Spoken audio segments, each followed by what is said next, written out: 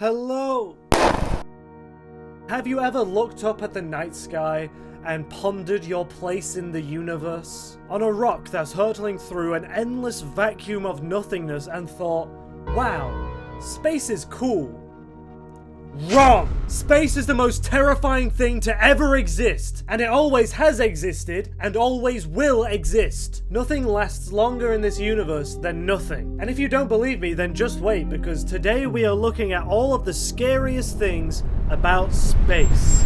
Also, please like and subscribe. So the first thing that makes space so incredibly terrifying is just what would happen to you by existing there. If you were just there, floating around in space, you were expecting it to be like one of those sensory deprivation chambers, you'd quickly realize that this is the worst place to be. How quickly, you might ask? Well, within 10 to 15 seconds, you'll be rendered unconscious due to lack of oxygen, but that one was obvious. According to a senior strategy officer at the ESA, the pressure of the vacuum of space would cause the oxygen within you to start expanding and rupture your lungs, tearing you apart from the inside. And all of your bodily fluids, like saliva glands and tears, which are two of the most terrifying bodily fluids to think of, by the way, creating this terrifying image of floating in space, crying until those tears start to boil inside of your body. But the pressure of space also makes it so your skin is elastic enough to withstand the constant expansion of the oxygen within your body. So you effectively just turn into that one woman from Harry Potter that gets turned into a balloon. That scene itself scared the fuck out of me when I was younger, so knowing that that is a real possibility, I don't like that.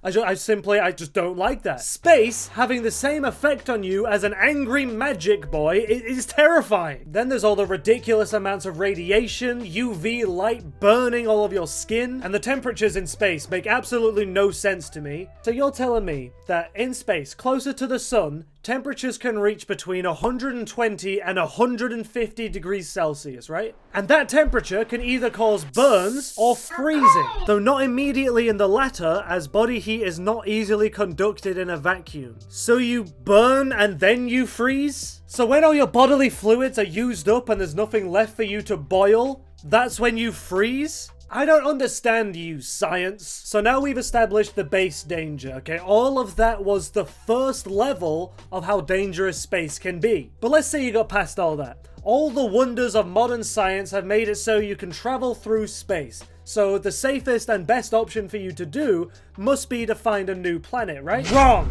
There is an estimated 300 million habitable planets within the Milky Way, our galaxy. Oh. Okay, then, that's actually quite a lot. I guess we would be alright. There are between 800 billion and 3.2 trillion planets, with some estimates saying 8 trillion, which means that the number of habitable planets within our galaxy might be more around 0.00375%. And that's not a lot. At least not in my opinion. So what could you possibly face on one of these uninhabitable planets? Well, we don't actually have to look too far to find one of the most inhospitable planets ever. Venus rhymes with feelers. Oh, that's not much better, actually. But Venus's atmosphere is made up of mostly carbon dioxide, which means it rains sulfuric acid. Acid! That shit that melts your skin from your bones, that's their water. And if you somehow adapted to withstand the constant barrage of acid rain, you'd also have to deal with surface temperatures being 464 degrees Celsius, which you can't really survive. Well, most people couldn't survive that because I could. I'm just built different like that. Another scary thing about Venus is that scientists believe that it used to be like Earth with oceans and a habitable atmosphere and everything until global warming took over. So that's fun to think about. Then there's also planets like WASP-12b, which is so close to its sun that it only takes 1 day for it to do a full orbit, which means that the surface of WASP-12b is around 2,000 degrees Celsius. Then there's also planets like Neptune and Saturn, which rain diamonds within huge clouds of water. Cassini records lightning 10,000 times more powerful than any on Earth. This lightning transforms methane gas into enormous clouds of soot.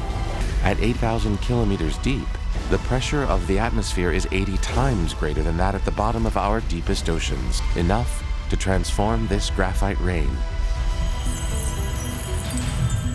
into diamonds. Which might sound pretty good, but getting hit by thousands of diamonds moving at terminal velocity might cause you a few problems. But you're out there, on your search for the 0.00375% of habitable planets in our galaxy. You're floating around, having a gander at all the lovely stars and lights, when suddenly, everything goes black. And you've encountered a dark nebula.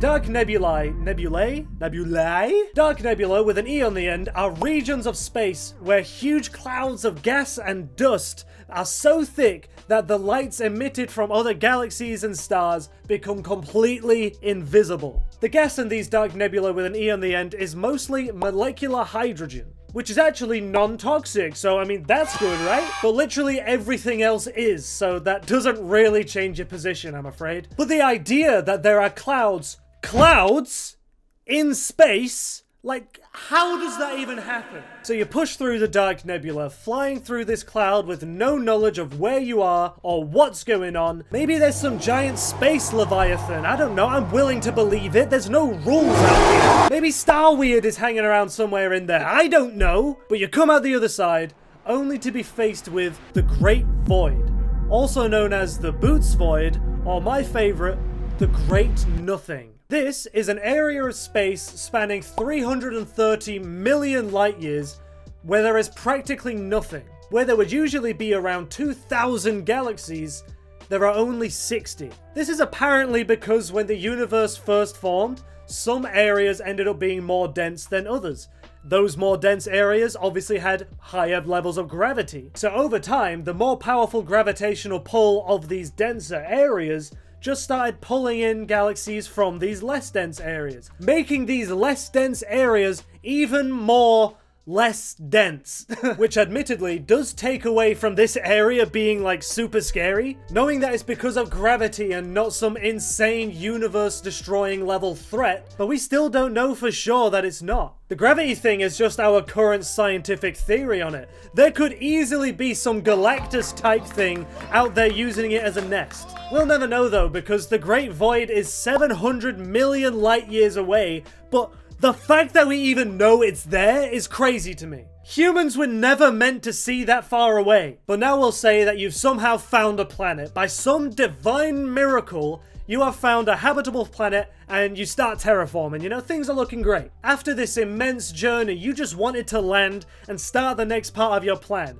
So much so that you fail to realize that the sun is about to fucking die. The ball of life-giving energy is about to die because they can do that. And when they do, there are two ways they can go about doing it. It could either throw all of its energy out or bring all of its energy in. By throwing its energy out, I obviously mean a supernova, which is the most powerful explosion in the universe. Approximately as powerful as 2.5 times 10 to the power 28 megatons. I don't even know what that number means. Getting so bright that they can outshine their own galaxy. Every statistic about space just sounds like someone mashed a bunch of random numbers together. The numbers are just so large that it becomes impossible to comprehend.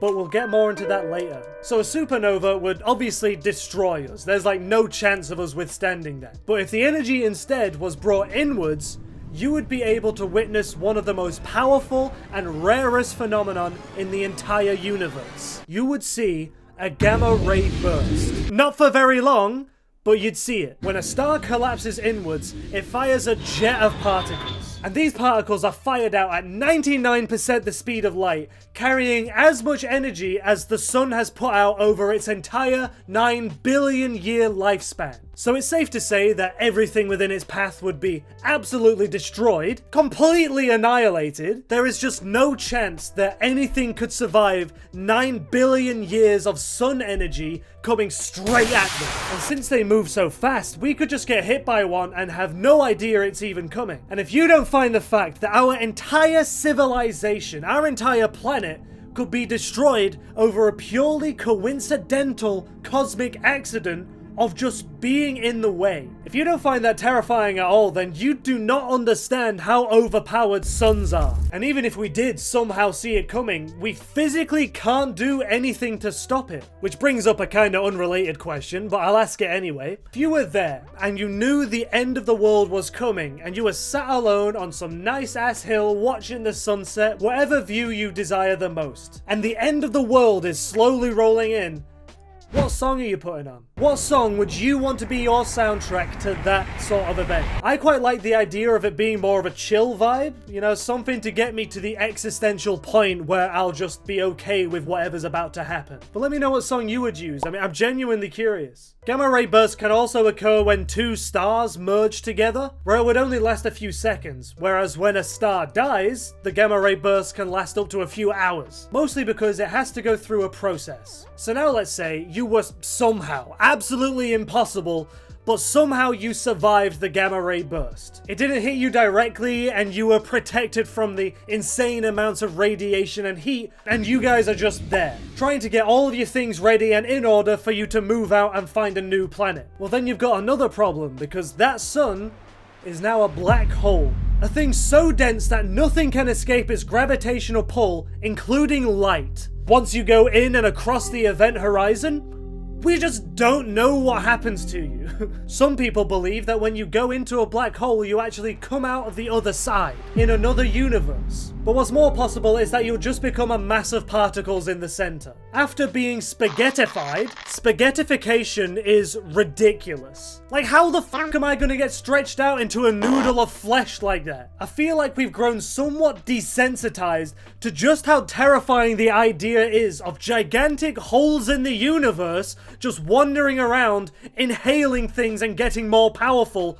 forever. It's also believed that most galaxies have black holes in their center, which means that the fate of every single galaxy is to eventually be swallowed up by their own black hole. But there are also wandering black holes, which are just floating around doing whatever the fuck they want. Because it's not like there's anything that's going to be able to stop them. And there's also a theory that white holes exist, which would essentially be the exact opposite to a black hole. So instead of pulling everything in, they push everything out. Nothing can enter, and no form of matter, energy, or light could ever be emitted from it. So I think that would mean that they are essentially invisible. If no light or energy is coming out of it, then there's nothing for us to detect it with. Meaning that theoretically, the Great Void could be caused by some kind of supermassive white hole, which is a pretty cool idea, but they haven't been proven to exist in any way at all, so we just don't know. We don't know. There's a lot of random stuff about space that we don't know.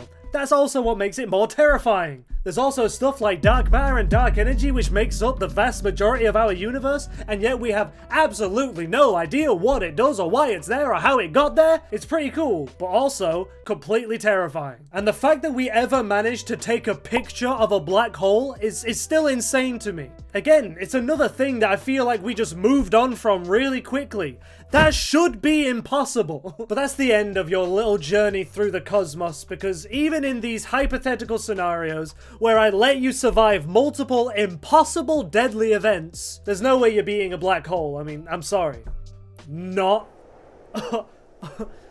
Why aren't you laughing? So now we're going to talk about some other ridiculously terrifying things about space. Starting with cannibal galaxies. Because sometimes they just eat each other. Because why the fuck wouldn't they? When two galaxies get too close to each other, the gravity from the bigger galaxy pulls in all of the gases and dust and matter from the smaller one. And what's even more ridiculous? This will eventually happen to us. The Andromeda Galaxy is right there and it's making its way towards us. It's slowly coming over and eventually it'll get here and it's gonna steal all of my gases. And I've been saving them for a special occasion. But we have to wait around 4 billion years for that, so I think we've got time. Another similar event also happens with stars, because there are such things as vampire stars, because of course there are, which slowly suck all of the gases and plasma from other stars until they shrink into white dwarfs or just explode into supernovas. Space is just a giant game of Agario at this point. But now I want to talk about what I find to be the most terrifying thing about space, the concept of infinity.